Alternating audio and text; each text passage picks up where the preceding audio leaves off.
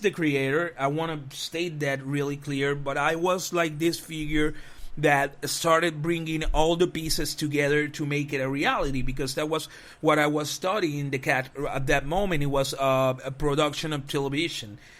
Even though I used to put it, I still put it in the resume as production of television and media, because it gave you the basics of many of the things that you do on YouTube, on the podcast, and many areas.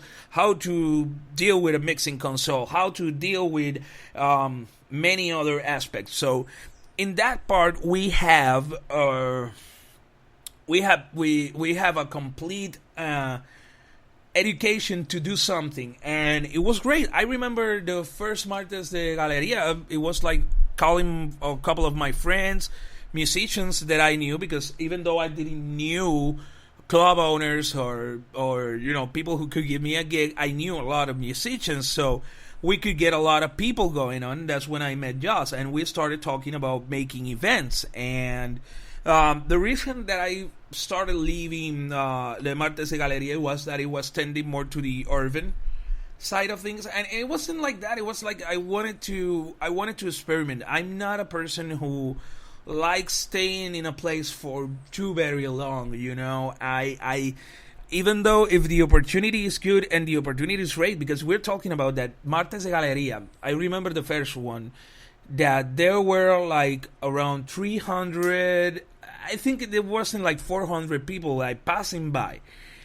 And I was like, okay, because when the point of this event, it was that in the main area of Old San Juan, because La Perla, for those of you who don't know, if you have seen the music video for the song Despacito by Daddy Yankee and Luis Fonsi, you will see that area, that's La Perla right there. So the really colorful community that we have in Puerto Rico that hasn't been touched by huge ass capital.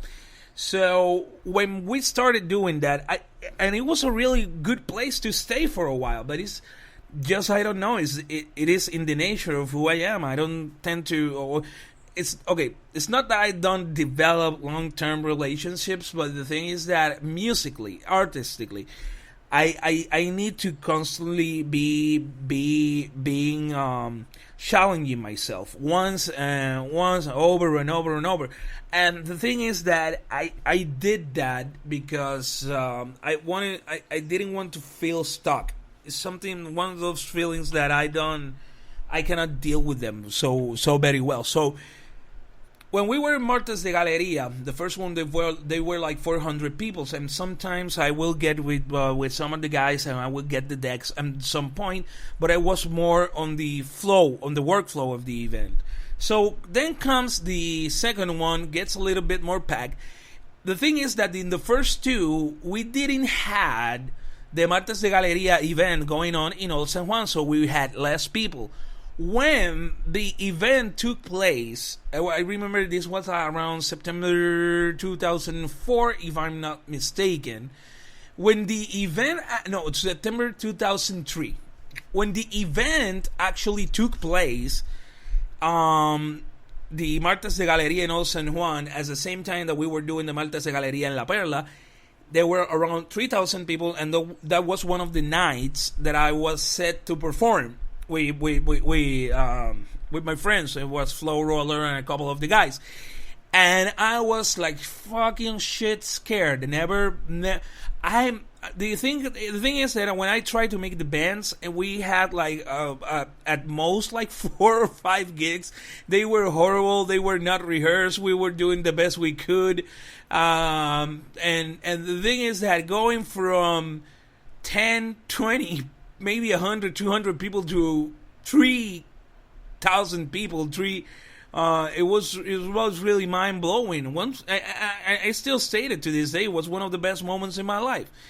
And then we kept going on. The thing is that at that time I had another problem too. I didn't have a car, and in order to be working that event mostly well, I would have needed a car, and I didn't have one at the time, and that difficulted me. And even though I didn't have a car, I remember was like months away from the event, Vida Nueva still called me because he told me like, man, I've been trying to do this with many other people. Nobody has the production mind that you have. So, we went like back and forward and doing a couple of stuff, and I'm really proud of all the stuff that I did with Vida Nueva. Really, really proud because I have to list him as a mentor, because he didn't believe in limitations. He didn't believe in obstacles, and that was something that was really great in my life at that point.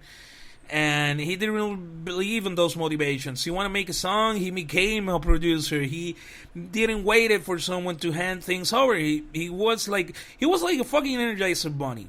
I could describe him quite like that. His resilience was something that I have never seen up to this day. He was something really amazing. What a guy. Vida Nueva, one of my really great friends, one of the mentors, one of the persons who have shaped my music career. So when we started that, I was meeting Joss. And the case, it was even worse because what Joss, even DJ Joss wanted to do, it was me, who I was a broke-ass motherfucker at that time, and still are, but not as broke-ass as I was. So what he wanted me was to do the same shit, but in Mayo and Aguadilla. And it was quite impossible, but it wasn't because we were doing it by the phone. It was, I'm doing this. Should I do this way? Should I do this that way? He was pretty hands-on too. He's another resilience, amazing, a little bit more spiritual though than Vida Nueva, but that's really good on his side because he took his spirituality as a sign of positive energy and he made it work for him in a really great way. So we were making events, and in the same time that all of this is going on, I'm trying to get my hands on a computer so I could start producing my music. And it wasn't until I got a real job.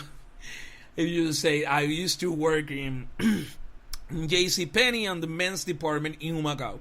So I gathered enough money to build myself one of these clone PCs. And when I built myself, at that time I knew a couple of people so I could get some of the programs, the FL Studio and everything. So I was working on that. And when I was working home, before I could get the computer, in the way that I used to produce music is that I had an FL Studio demo version. But the worst, because the actual demo version at least lets you use the piano roll, lets you do anything. The only thing that it doesn't let you do is to save the track. So you are obligated to export it as whatever you did in that one shot. But you have access to the piano roll. You have access to many of the features that you could get a complete track if you want to on the actual FL Studio demo version. But the demo version that I have, it was FL Studio 4. Let's go back there. FL Studio 4, and that version, I remember that you besides the fact that you couldn't save, you couldn't use piano roll. You had like this shitty ass piano, and if you were using strings and you were trying to make a note after the other, the thing is that it kept going. It stayed like in a long note. You were using like a pedal, it stayed like that. So I had to go to the envelope, close the envelope on the sound, so I could get a decent sounding effect. And I remember that even with those, and I couldn't save either. So I had to make whatever I made of that. I couldn't save, so I had to do everything in one shot. I had to get the melody right there. I had to get the beats right there. I had to make manually the beats because at that time I didn't have any loops. And the fucked up part, this was before I bought my clone PC, it was that I used to sneak into my stepfather's room and take his laptop. My mom knew that I was doing this. And I used to sneak in like around 11:30, 12, midnight. I used to take the laptop, and sometimes I remember that at sometimes I even stayed at until 6, and he was like almost waking up. I was like running with the laptop because I didn't want him to see me. And what I did, because at that time there weren't so much what it is now known in Puerto Rico as pen drive, which is USB drives. We didn't even have that. So most of these works, the FLPs, I didn't, yes. No, what I did, it was that I exported them and then I burned them in a CD since I couldn't save them. So I had to record it on a CD, then remember what I did, try to make it when I got my clone PC.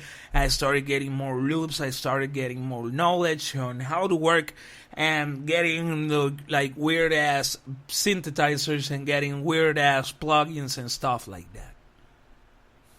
So I had to make those CDs. So, but when I got my clone, I remember that I stayed up 12 hours, 14 hours.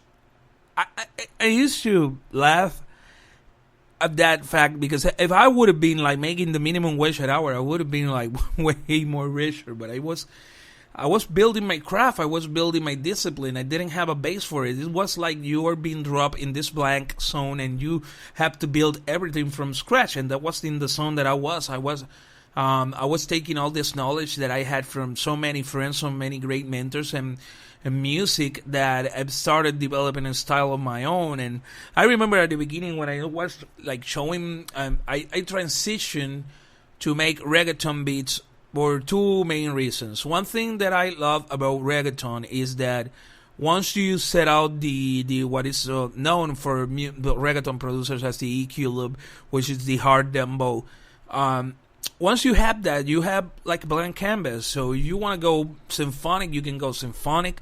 If you want to go electronic, you can go electronic. One example, great example of an electronic influence track is El Teléfono by Héctor El Father, Wisin y Yandel. And one of my favorite beats of all time made by Nelly, who is really heavily influenced by electronic music. That you have tracks like for people like Looney Tunes who were a little bit more inspired in orchestral music. So you had like an open canvas, and I like that about that. I'm not gonna deny it. I'm not gonna be fuck reggaeton, it has fuck music. No, I venture into it, look into the size of it that let me grow, because I never felt like I had to follow some certain rules. Let's say, for example, in electronic music, you have to follow a lot of rules. For example, you have to do exact beats of tempo. Even though there are some genres that are breaking with that barrier, like for example house, that it used to be like strictly between 120 BPM to 130. So now you have house that I have heard house in 95 BPM. And really well mixed. That is, it's not like it will fuck your mix up. It works really well. The Latin revolution that has gone with house, it has been something that some hardcore house fans don't like it, but I really dig it. Really, I see it's a genre that is looking towards the future. But for example, in the case of drum and bass, you have specific BPMs that you cannot go away from it because it will not sound like drum and bass. And even though you have these structures and these rules and this, and I didn't have that in reggaeton. In reggaeton, it was okay. You have the rules because time structuring. In the BPMs, you're gonna be in a realm. Let's say, for example, the lowest someone has gone with house has been between 90 95, but you go all the way up to 135. In the case you're gonna be working with a hard genre, or even dubstep and dubstep and trap, you can work it in 135 as well as you can work it in 140. So, but I mean on the structure of the composition itself. In the case of deep house music, you cannot have something, let's say for example, a 16-bar melodic sequence. I've even seen people try, but they have to make different parts of the song evolve to that part specifically. And that's when you see this whole thread of rules that you have in electronic music, and that go way beyond the time structure rules. In the case of reggaeton, you don't have those rules. You could use a string, combine it with an electric distorted guitar, and combine it with a really hard-ass bass synth, and you could get away with it. So, in the way to experiment with real instruments versus synthesized instruments, I felt like reggaeton gave me freedom that no other genre gave me at that time. So, what I was working the most when I got that clone PC was on reggaeton beats. Up to 2015, I had made around